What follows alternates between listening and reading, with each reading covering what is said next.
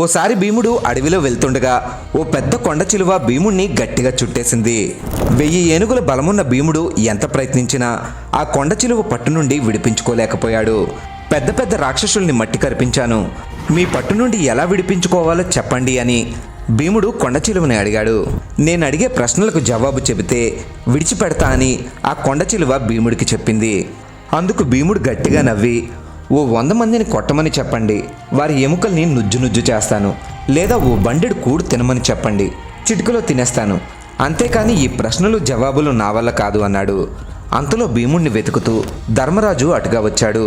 ఆ కొండ చిలువ అడిగిన ప్రశ్నలన్నింటికీ ధర్మరాజు జవాబు చెప్పడంతో ఆ కొండ చిలువకి శాప విమోచనం కలిగి భీముణ్ణి విడిచిపెట్టింది.